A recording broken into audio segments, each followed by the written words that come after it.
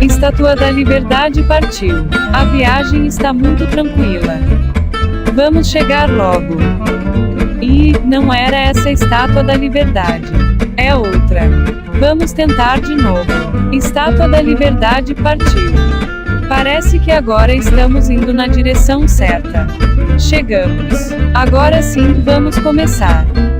Bom dia, Luciana Veiga. Bom dia, José Alves. Bom dia, Luiz Rocha, o maior advogado da região sul do país. Olha, Bom dia. Saíram muitas pesquisas, não é isso? Muitas pesquisas. Quatro. Pesquisas de peso, né? Não, pesquisas feitas face a face, né? Eu tenho o Datafolha, eu sempre acompanho muito o Datafolha, ele na véspera da eleição, aquela pesquisa sempre fica muito próxima do resultado, sempre acerta. Tá? Então, o Datafolha tem esse teste prático real. Tá? Eu já escrevi sobre isso, já fiz comparações, pequenas tabelas, né? E o resultado do Datafolha foi muito claro, muito eloquente. Inclusive, lá na espontânea, Lula tem praticamente 1/3 do eleitorado nacional, quer dizer, 1/3 de quem vai votar diz espontaneamente que votará em Lula. E aí depois, quando vai para a estimulada, ele ganharia no primeiro turno. Né? A gente encerra o ano com esse cenário, quer dizer, semana que vem não vai ter mais pesquisa, a não ser que alguém esteja fazendo no fim de semana, mas como na sexta-feira que vem já é ali véspera de Natal, ninguém faz pesquisa mais, né? O dia a dia das cidades já começa a ficar alterado, então o pessoal evita de fazer pesquisa. Foi assim, a repercussão das pesquisas que foram realmente interessantes, né? Porque a Futura, aí teve a MDA, né? MDA. E aí aquele que a Globo divulga, e o Datafolha. Como é que é? IPEC. Isso. IPEC. Essa pesquisa, teve um episódio, eles foram divulgar, o Jornal Nacional divulgou essa pesquisa, que o Lula está dobrando na frente, né? E aí teve um comentário na Globo News, o Abrúcio entrou para fazer o comentário da pesquisa, e aí ele começou a falar o quê? Que as pesquisas estão dizendo que não tem espaço para a terceira via, que as pessoas estão votando no Lula porque tem a memória do que aconteceu no governo dele, que as pessoas estão sofrendo, estão com fome, estão desempregadas, a gasolina está cara, o gás está caro, as pessoas não conseguem mais fazer um churrasquinho no final de semana, não conseguem tomar uma cervejinha, tudo isso. O filho tinha ido para a universidade com o Lula, o salário, teve ganho salarial naquele período exuberante, né? E as pessoas estão lembrando disso, né? A vida das pessoas está muito difícil. Aí o âncora falou, vamos fazer o seguinte, eu preciso correr para Brasília. Tinha uma coisa de Renan Bolsonaro, muito urgente sobre Renan Bolsonaro, você lembra? Aí depois ele mudou, ele disse, não é Renan Bolsonaro, é o TCU. É vexatório, né, isso aí. Aí eu falei, bom, se o Datafolha confirmar o resultado dessa pesquisa do IPESP, aí acabou a conversa, entendeu? Essa conversa da terceira via aí, ninguém vai dar bola para isso, porque a resiliência do Bolsonaro é um negócio absurdo. Né? Ele fica ali travado nos 20% na espontânea. Né? E não tem conversa para mais ninguém. Então, essa semana foi assim, vendo o pessoal da Globo...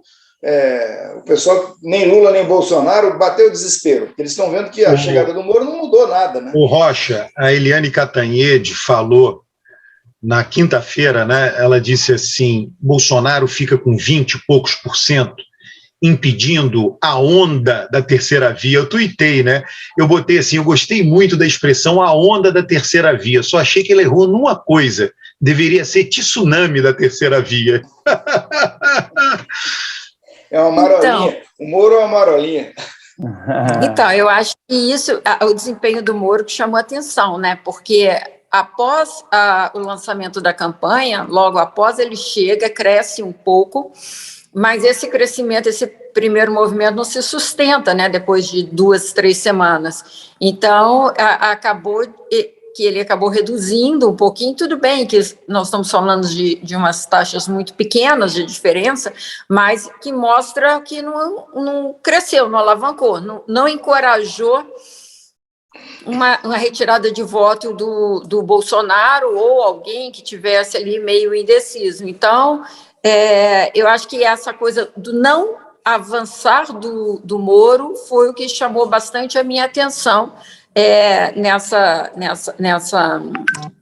nesse resultado de pesquisa, né? Eles estão falando que esse patamar do Moro aí de 8, 9, 10%, na verdade, é o teto, né? Ele já chegou no teto e não tem como subir mais, né? Você acha isso também, Luciano? Eu acho que talvez seja. Agora, também chama atenção, além disso, o patamar baixo do Bolsonaro. Por que eu falei do patamar baixo do Bolsonaro? Teve uma das pesquisas que deu 21%, não foi?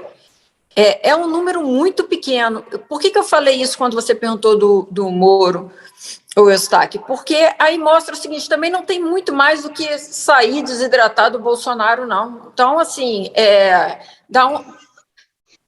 não tem muito para onde o Moro crescer, então, porque se o Bolsonaro não desidrata muito mais. São essas duas palavras aí, o que o Alberto citou, que é a onda, né, da terceira via, se esperava a onda, e a desidratação do Bolsonaro. Não está acontecendo nenhuma coisa nem outra. Mas olha só, o FMI está indo embora do Brasil, né? Esse é um Eu não li o motivo de fechar o escritório. Você leu o motivo de fechar o escritório? Eu só vi que ia fechar. Não, a motivação é o seguinte, é que como não tem acordo financeiro mais com o Brasil, com o FMI, não tem muita justificativa de você ter um escritório no país com pouquíssima atividade, porque pegar dados do Brasil para fazer projeções, você pode pegar lá de Washington, não tem problema nenhum. Isso hoje é internet, né? Hoje vê tudo pela internet. Agora, eu acho que significativo é a forma como o Paulo Guedes tratou, né, o FMI, mandando eles fazerem projeção em outro lugar, falando que as projeções estão todas erradas, e sendo que eu acompanho muito as projeções do FMI, porque eu acho muito interessante o seguinte, que eles pegam todos os países do mundo, e é claro que eles já erraram muito em vários momentos, como toda projeção.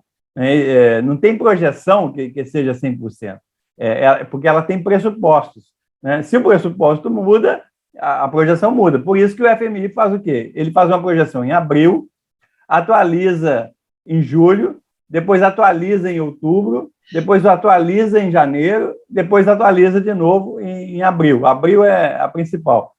Depois ele vai atualizando 4, 5 projeções durante o ano. Essa que é a metodologia. E quando você vai ver, o FMI acerta muito mais do que o Paulo Guedes, né? Então, assim,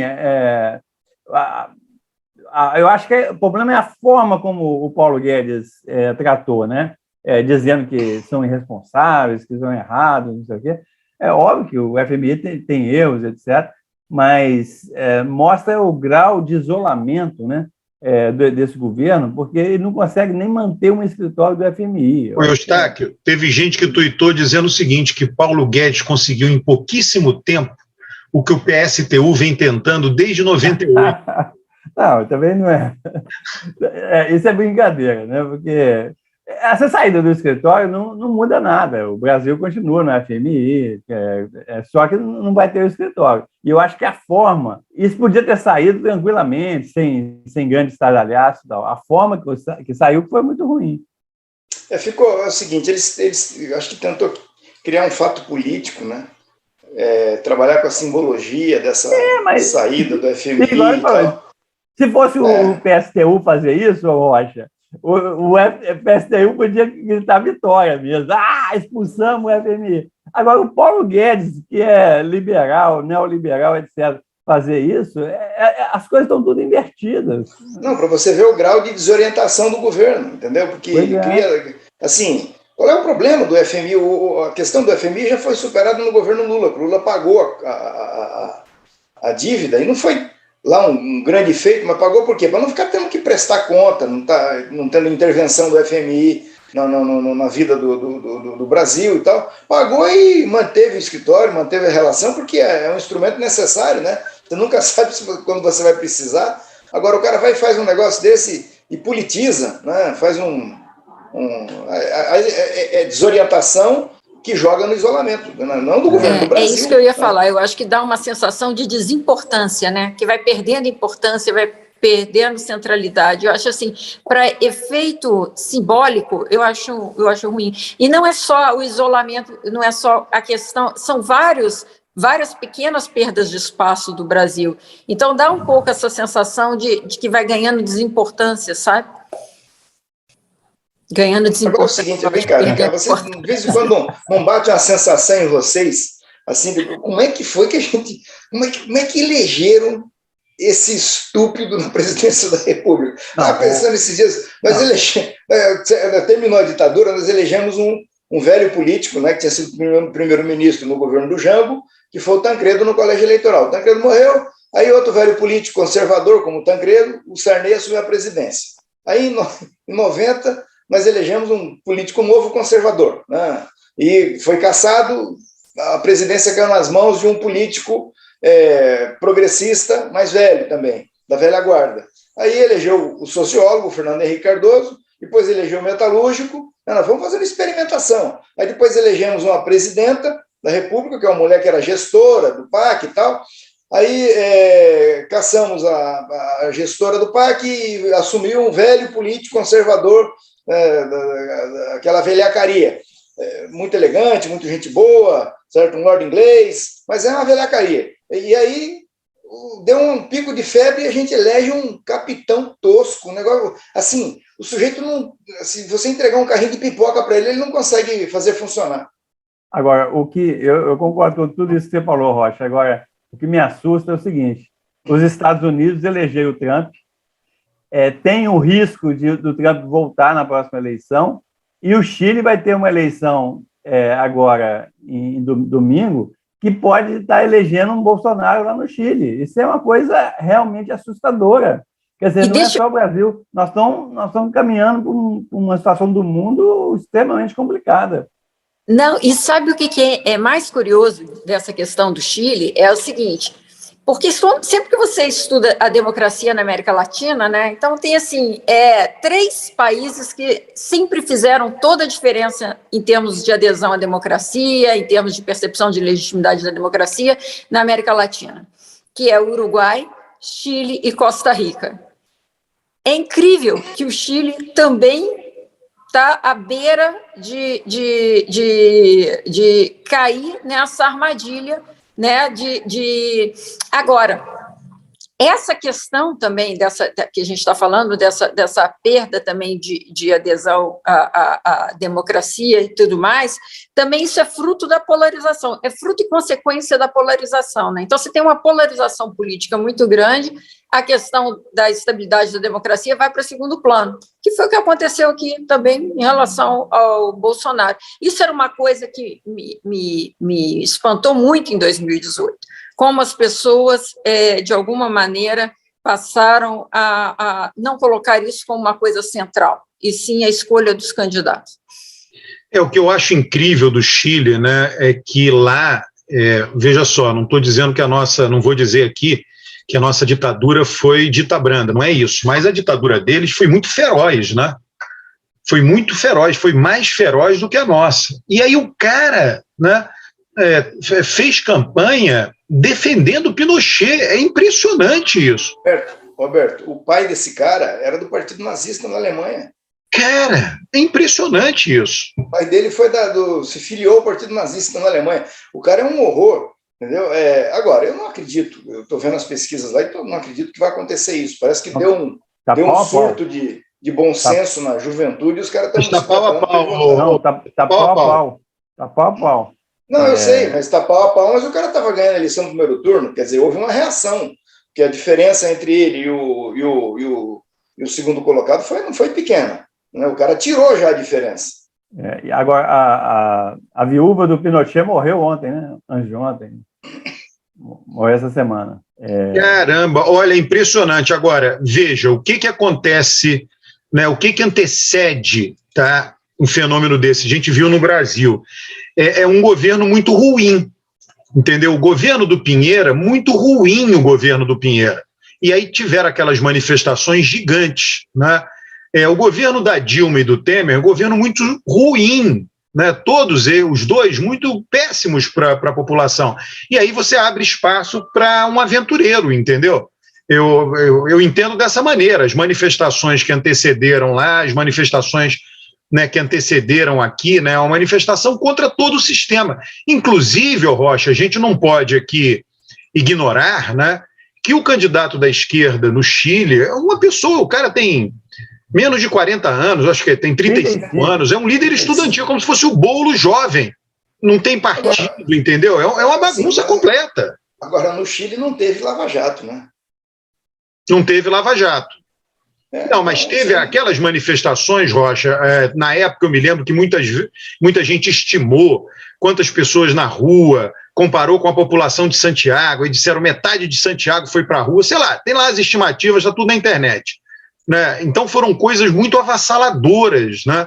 E ali jogou a popularidade do governo, né? A gente não acompanha o Chile, a gente não mora no Chile, mas provavelmente ia acontecer um fenômeno semelhante ao que aconteceu no Brasil. Quando caiu a popularidade da Dilma em 2013, caiu junto com ela todos os políticos, prefeitos, governadores, todo mundo. Né? Imagino que no Chile tenha ocorrido mesmo, aí o sistema vai para o espaço.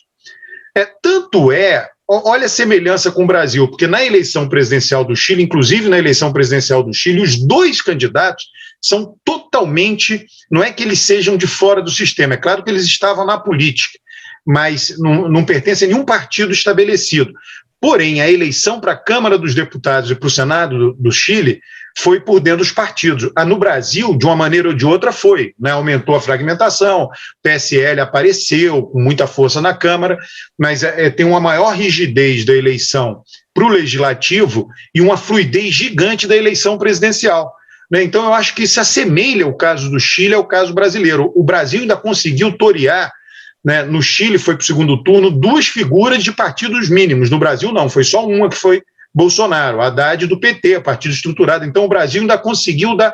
A França, na eleição de Macron, viveu um pouco isso, tá?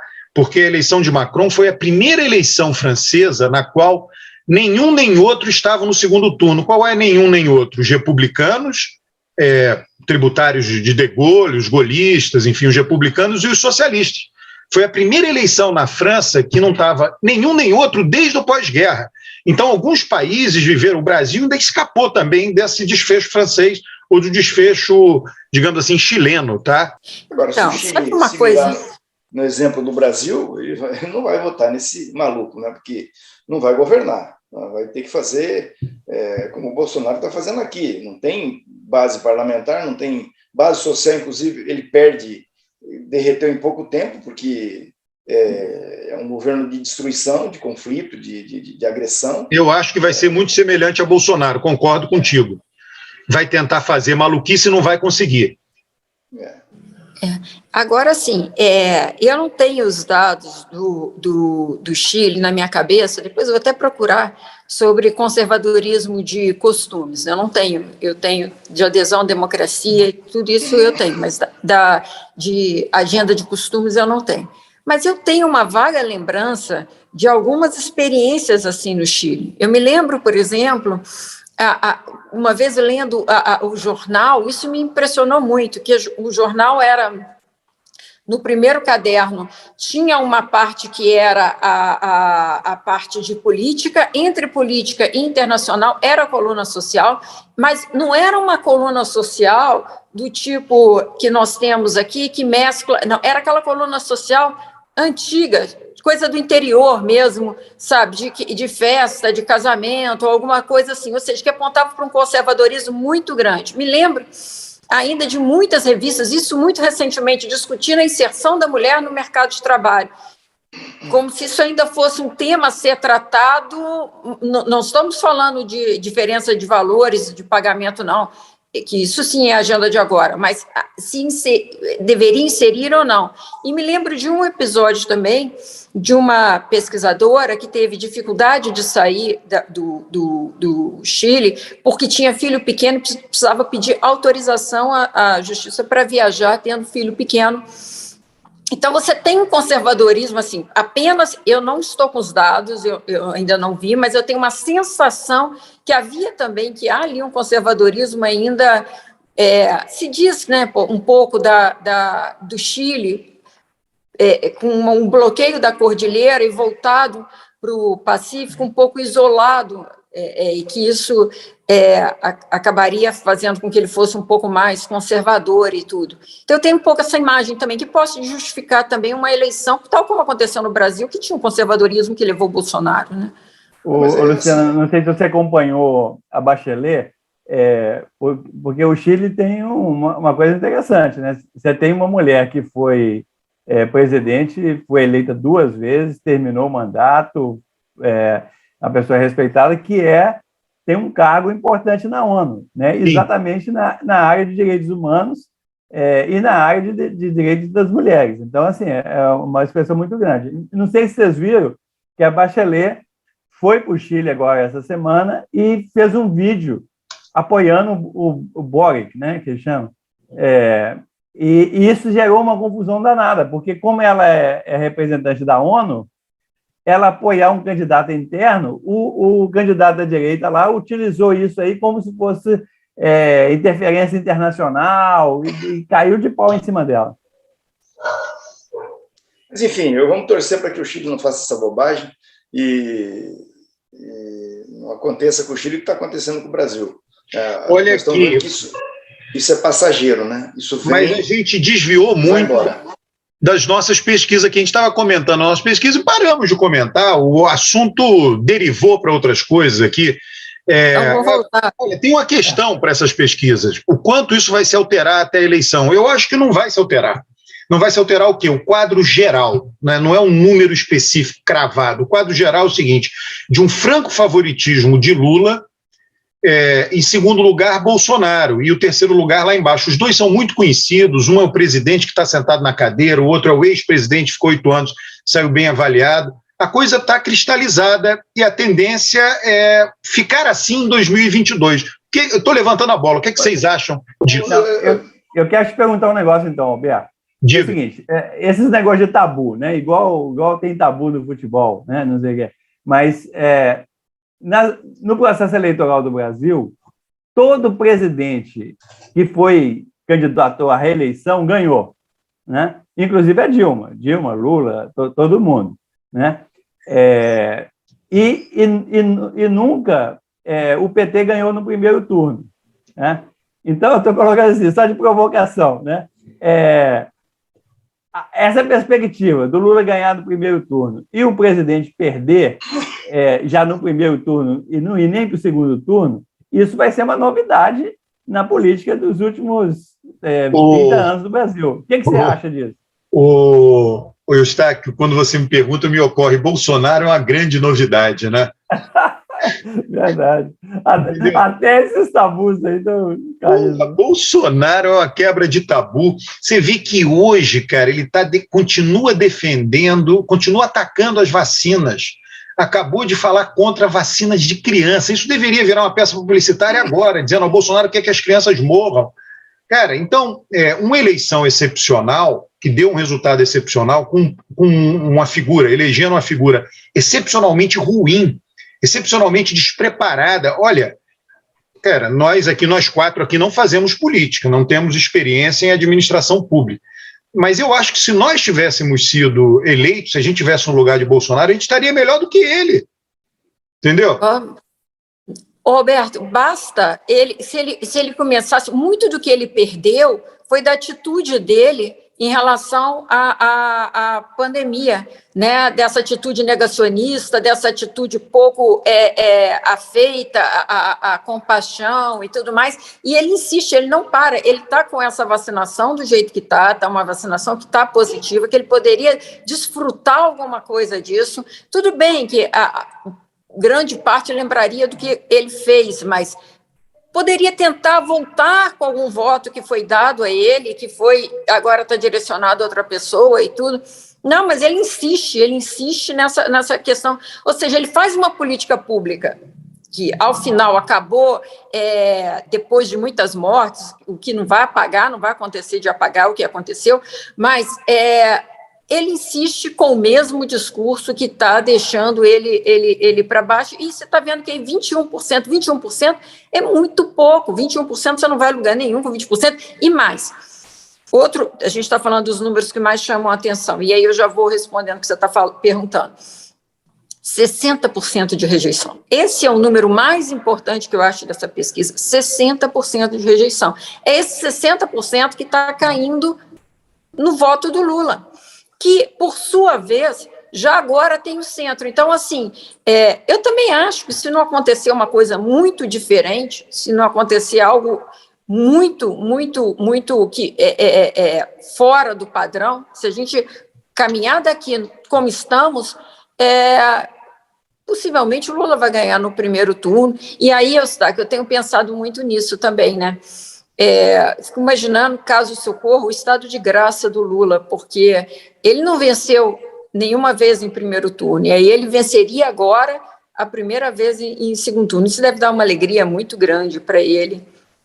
Você sabe que essa questão aí do tempo, né, o tempo está passando, eu sempre falo isso, o tempo está passando com uma velocidade extraordinária. O Lula foi solto, se não me falha a memória, em 3 ou 4 de novembro de 2019. Né? Portanto, temos 2 anos da libertação do Lula. Certo? Ele foi habilitado para concorrer durante o ano de 2020. Né? Então, a partir dali, ele deu um salto, começou a liderar as pesquisas e está liderando até agora, e o tempo está passando. Então, nós estamos entrando em dezembro, já acabou o ano, a coisa vai começar a rodar de novo lá para o final de janeiro, no final das férias, nós entramos em fevereiro e março. Rapaz, quando é que vai aparecer essa novidade? A novidade era o Moro. Né?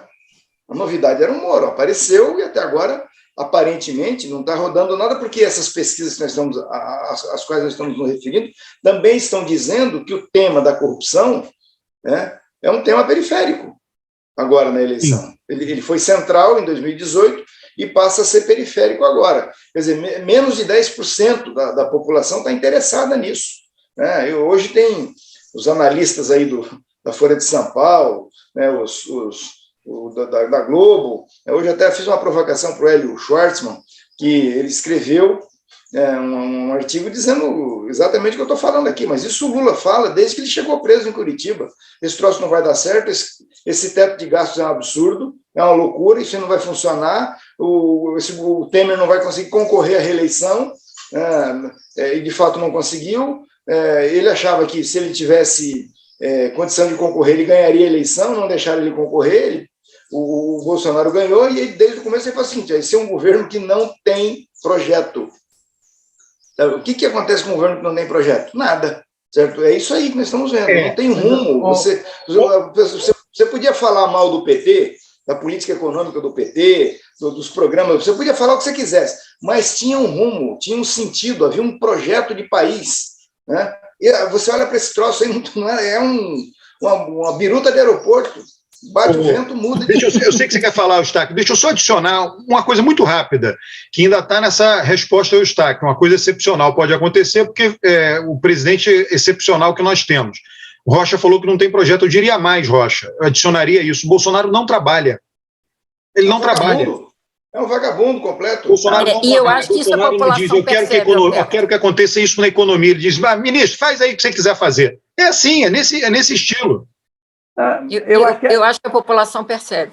É mais ou menos por aí, mas até pior, porque, veja só, eu anotei 3 coisas aqui do Bolsonaro. Por exemplo, ele foi eleito com apoio do Dória, em São Paulo, e do Witzel, né? Vocês lembram? Tinha um governador aqui, que já sumiu mas ele, ou seja, 2 estados super importantes, ele ajudou a eleger E o Zema na tua terra, Zema, amigo. Minas. Não, mas eu estou assim, nesses dois aqui, os dois são inimigos do Bolsonaro, entendeu? O Zema está lá equilibrando lá ainda, mas esses dois, de dois estados super importantes, economicamente, são dois estados, dos maiores estados brasileiros, e os dois governadores que foram eleitos, né, com o apoio do Bolsonaro, hoje são contra ele. O problema é que o Bolsonaro, outra coisa, o Bolsonaro, ele fez o discurso da velha política, combatendo a velha política, etc., né? E depois entrou no Centrão, né? Está na apoio do Centrão. Então, assim, tudo. Ele fez um discurso, não é nem que ele não tem projeto, ele tinha um projeto de renovar a política, só que ele caiu na política. Colocou o Moro no ministério, hoje o Moro é um dos principais inimigos dele, né? E nessa questão do teto de gasto, ele foi eleito com um discurso liberal, de austeridade fiscal, e ele não respeita o teto de gasto. O maior déficit da história brasileira é no governo Bolsonaro. Ele fez tudo o contrário do que ele prometeu, né? Então, assim, além de não ter projeto, as poucas coisas que ele prometeu, ele fez tudo o contrário. Então, assim, Perfeito. Menos a agenda de costume, né? A agenda de costume, ele está firme. Mas não consegue aprovar, né, Luciano? Também não aprova nada, Luciano. Não aprova nada. Eu queria dizer o seguinte... A única coisa que ele conseguiu aprovar, é um ministro terrivelmente evangélico no STF. Nem é terrivelmente também, não. Isso é só marketing. Eu queria acrescentar, dizer o seguinte, Eustáquio, que logo que a terceira via, que apoiou em maciço o Bolsonaro em 2018 para tirar o PT, para derrotar o PT, você falou de dois aí, o Witzel e o Dória, né? Mas tem o Alberto falou do de Minas, tem aqui do Paraná também, o Ratinho apoiou o Bolsonaro, Santa Catarina, em todo lugar aqui do sudoeste para baixo, né? Foi, e no norte também. Bom, em Goiás, o Caiado. Então é o seguinte, esses caras, em algum momento, eles se decepcionaram. Eles acharam, a Rede Globo, a mídia lavajatista, achava que ia meter um tacão no Bolsonaro e ia domesticar o Bolsonaro. E aí o tempo foi mostrando que ele não é um cara domesticável. E foi dando confusão, o Moro caiu, o Mandetta caiu, do governo, e ele finalmente fecha o acordo com base exclusivamente na fisiologia com o Centrão. Aí a decepção foi total. A partir desse momento, eles começam a construir uma narrativa de que o Lula e o Bolsonaro são dois polos de extremos, né? E que precisa ter uma solução de centro. Então, esse é o discurso que eles vêm fazendo. E esse discurso até agora não funcionou. E agora a novidade que tem, maior até do que a novidade da entrada do Moro no processo eleitoral, na minha opinião, é que o Lula está querendo colocar o Alckmin. Está querendo, não. Se cogita de colocar o Alckmin de vice, que é um negócio que arrebenta esse castelo de areia aí do Lula ser extremo, né? E o Bolsonaro ser um outro extremo. Então o Lula está avançando e abocanhando a terceira via. Ele vai ser a terceira via. Ô Rocha, nós sabemos que será o Alckmin de vice, né? Já avançou demais a conversa para voltar atrás, né? Não tem nenhum outro nome colocado. Né? Vai ser. Tá certo mesmo, ué? Enfim. Olha a ideia. Isso aí eu nem sei como surgiu isso, mas eu quero dizer que quem teve essa ideia foi brilhante, né? Porque, na verdade, ele pegou na testa, um tiro na testa dessa narrativa de que o Lula é extremista, de que o Lula é radical. Isso aí é mortal, né? Desmonta esse argumento. Matou o centro, né? Ocupou o centro, aí foi para colocar cal no centro. Aí tem um outro aspecto dessa aliança com o Alckmin que eu acho interessante também, que é o seguinte: essa aliança do PT com o PSB. Eu acho que isso também é um aspecto bem positivo dessa... Agora, eles estão pensando em fazer mais do que uma aliança, eles estão pensando em fazer uma federação, é isso? PSB e PCdoB? Essa federação que o Alberto é contra, eles estão deliberando para fazer, aí vai ser o PCdoB, o PSB, PT, estão falando na rede, né, e também o pessoal está ali costeando alambrado. Isso significa o quê? Isso aí tem potencial para sair com uma bancada de 150, 160 deputados. Exatamente, é isso que eu estou pensando. E recurso partidário, tempo de televisão. Ô, Rocha, eu sou contra, porque eu penso nos interesses do país, mas vai sair. Vai sair. Né? Agora eu vou esquecer que sou contra, eu vou analisar a federação como ela já tivesse acontecendo. É o seguinte, eu ia falar o seguinte, que eu tô com assim, uma sensação, está se criando um clima no país, tá, em torno da figura do Lula, tá, que pode levar a uma coisa parecida à eleição de 1974, tá, na eleição proporcional, né? O Lula pode arrastar aí uma coisa maior do que aconteceu com o Bolsonaro em 2018, né, que apareceram figuras que, esse Zema aí, eu frequento razoavelmente a política nacional, nunca ouvi falar desse cara, aquele que se elegeu lá em Brasília, esse de Santa Catarina, são figuras, um monte de senadores, figuras completamente desconhecidas que entraram no tsunami que foi o Bolsonaro. Se isso se formar em relação ao Lula, aí nós podemos estar falando, Luciano, numa bancada perto de 200 deputados. Eu acho que está muito interessante. Vai ser um saco de gato, mas vai ser 200 deputados, é isso que eu acho. Vai ser um saco de gato, tudo bem. Sim, mas é melhor um saco de gato nessa federação aí do que um saco de gato do PP, do DEM. Mas eu não estou acompanhando assim com detalhe. O Alckmin vai entrar em qual partido? Tudo indica PSB, né? Tem uma chance menor de estar com Kassab. Kassab teria que fazer uma inflexão muito grande agora. Eu acho que Kassab foi pego, todos nós, né? Nós quatro aqui, todo mundo foi pego de surpresa com esse negócio do Alckmin. Ninguém imaginava isso, né? O Kassab também foi. O Kassab tem muitos bolsonaristas no partido dele. Você vê, tem Ratinho Júnior aí, né? No Paraná, o Rocha. Então é um partido que tem muitos deputados bolsonaristas. Então o Kassab, Kassab, odeia Bolsonaro, pessoalmente, não gosta de Bolsonaro. Então ele tem que torear o partido, ele. Roberto, aqui no Paraná, eu estou aqui sentadinho só olhando, né? Tô vendo o que vai acontecer, porque vai ser muito engraçado. O Moro, se vingar essa candidatura a presidente, que eu não acredito, acho que ele vai cair fora e vai ser deputado em algum lugar, mas se o Moro for candidato, o Ratinho vai ter um palanque aqui, vai ser um palanque do Bolsonaro, porque a base dele toda aqui é bolsonarista, e o Moro, né, um palanque para o Moro. Tá? E aí o palanque único, está se armando um palanque único no Paraná pela oposição, que é juntando o saco de gato que o Roberto falou aí, todo mundo. Né? Inclusive tucanos, né, que estão muito magoados com o Ratinho, com a turma lá do Ricardo Barros e tal, podem entrar discretamente por baixo dos panos, ajudando o Requião. Certo? Hoje se estima que as pesquisas estão dando aí 40 e pouco para o Ratinho, o Requião com quase 30, aí estão falando do Flávio Arnes, que tem mais uns 10, né? Então, assim, se o Requião virar candidato e o Lula vir com essa energia que ele está formando aí, a situação do Ratinho não vai ser fácil, viu? Porque a rejeição do Bolsonaro é um problema para qualquer um. Pessoal, olha aqui, tem alguma coisa que vocês gostariam de falar do ano que nós passamos? Acho que da pandemia aí, né, Eustáquio? A quantidade de mortes esse ano foi algo lamentável, é pouco, né? Não tem palavras para a gente, né, expressar o que aconteceu no Brasil esse ano, né? A pandemia é o seguinte, 2021, no mundo também, no Brasil, 2021 foi muito pior do que 2020, né? O que a gente pode pegar assim, de positivo é que o ano de 2021 começou muito ruim e está terminando de uma maneira menos ruim, pelo menos, né? Essa questão da Ômicron,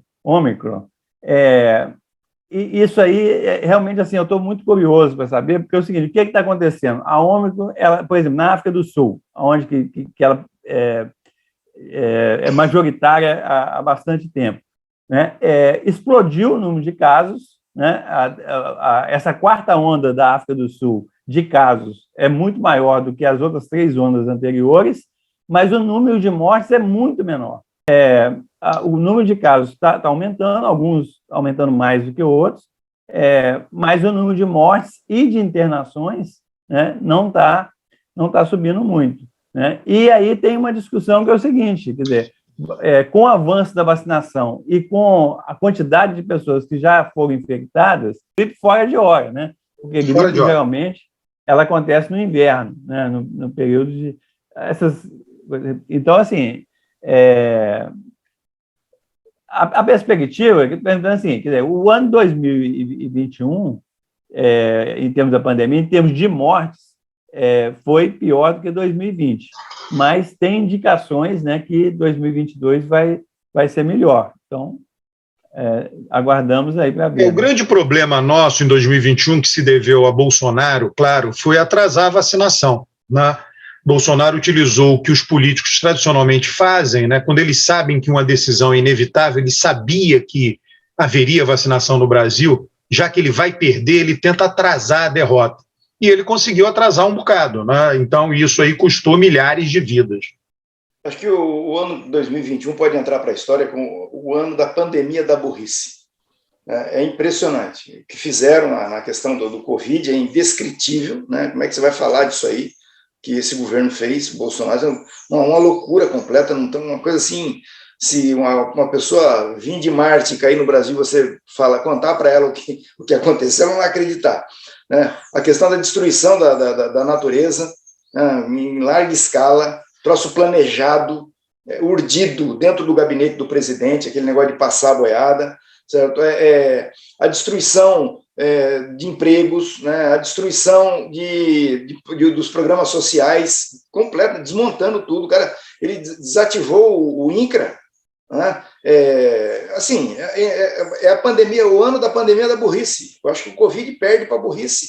Porque tem uma frase, quando a gente tem aqueles tsunamis, aqueles tufões que atingem ali a América Central, aquela região de Cuba, de Costa Rica, aqueles outros países, Haiti e Miami, que vem aquele tufão e sai destruindo casa e tal, você vai olhar depois, não morreu ninguém na Costa Rica, não morreu ninguém em Cuba, não morreu ninguém em Miami. Aí morreu um monte no Haiti, morreu um monte não sei aonde. Então, o que mata é a burrice.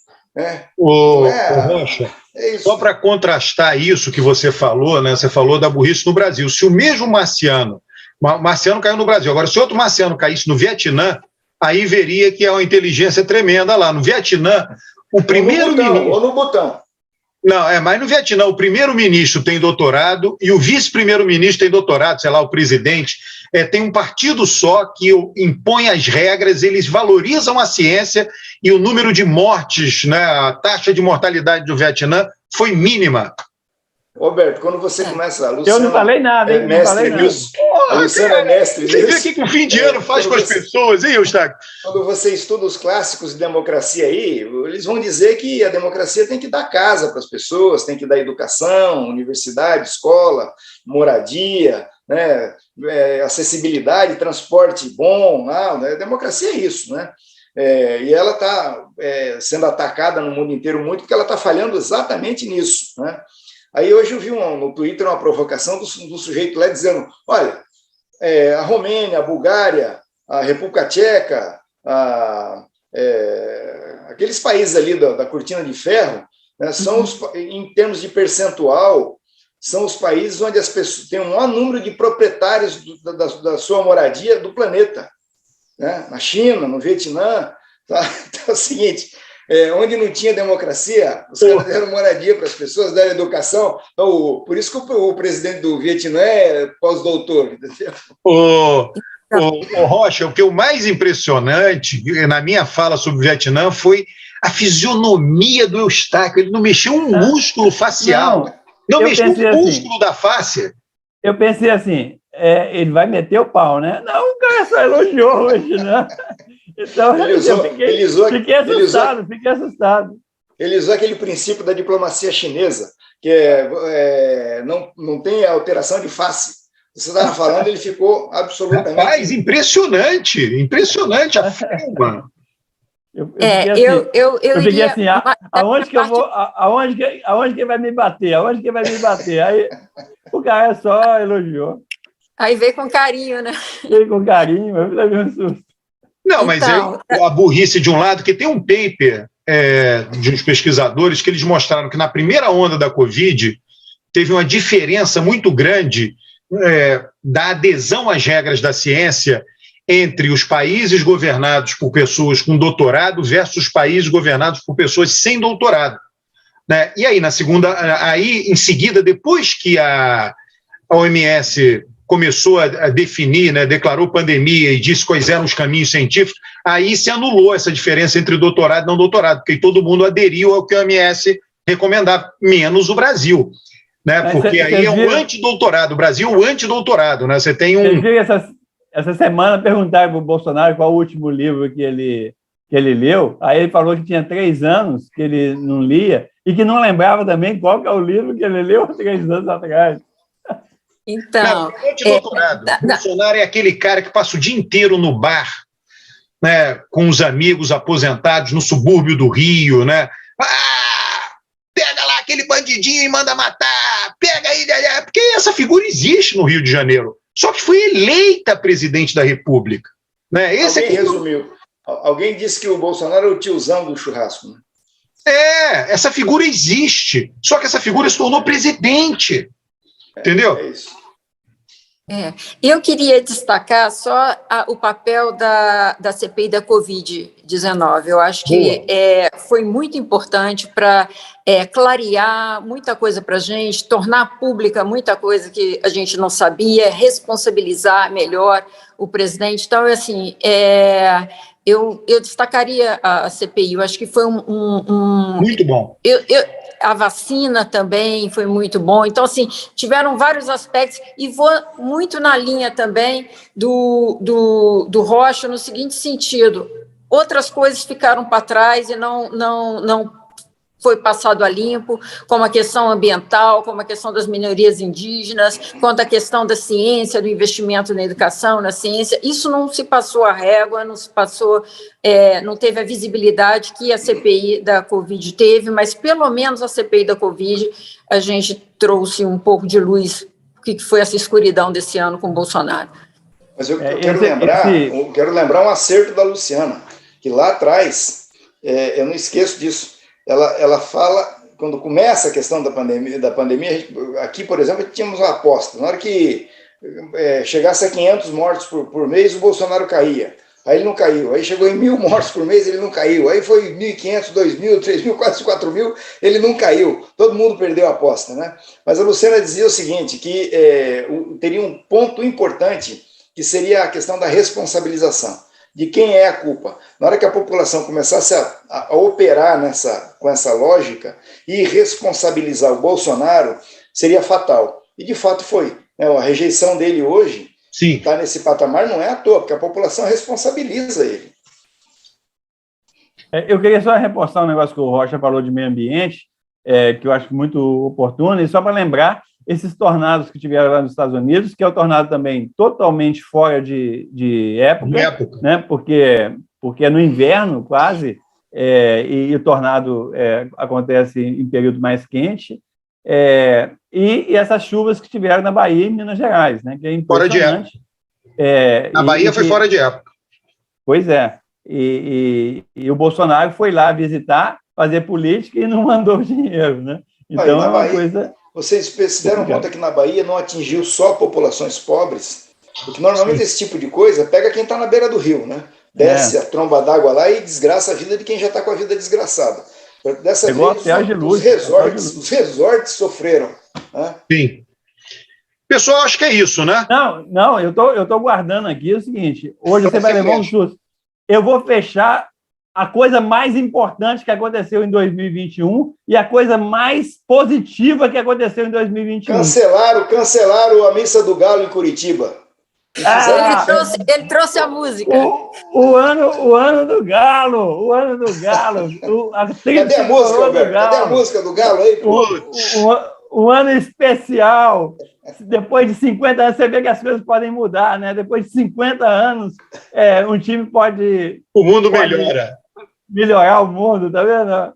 Eu vou terminar com uma mensagem otimista para 2022. Muito bom. O Galo vem mais forte ainda em 2022. Muito bom, Eustáquio. Pessoal... E como o Rocha falou, Curitiba viu lá a força do Galo. Põe a música aí, Rocha. Olha aí.